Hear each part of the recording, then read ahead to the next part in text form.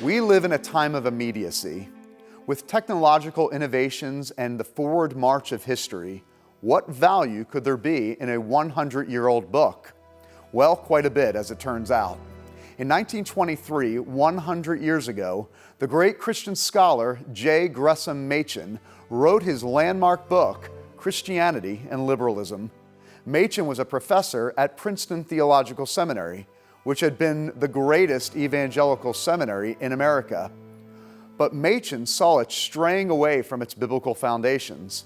Many members of the faculty were embracing what was called modernism, or liberal theology. This viewpoint said that the Bible had errors in it and was the product of human reflection rather than divine inspiration. It attempted to make Christianity more appealing in a scientific age when the miraculous was considered superstitious.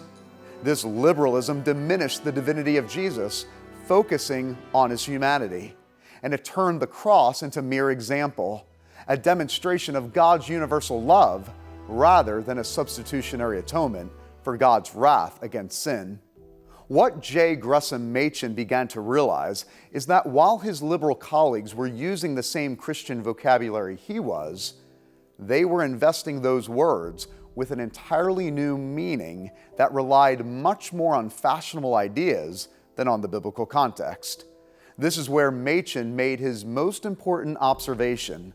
This theological liberalism, he said, was not merely another flavor of Christianity. It was an entirely different religion altogether. Machen wrote, "The greatest menace to the Christian church today comes not from the enemies outside, but from the enemies within. It comes from the presence within the church of a type of faith and practice that is anti-Christian to the core." That was written in 1923, but it could have just as easily been written in 2023. For in our own day, we once again see the same thing happening.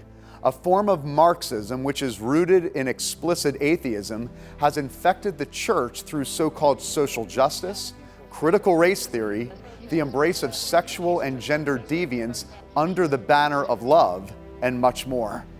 This false religion co-opts Christian terms, but teaches a program of salvation that comes not through a supernatural Christ, but through endless penance paid in reparations, sensitivity training, and bowing at the feet of the aggrieved.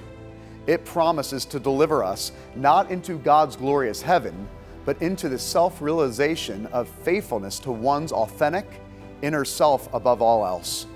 Gresham Machen may not have heard the term woke Christianity in 1923, but he saw its substance.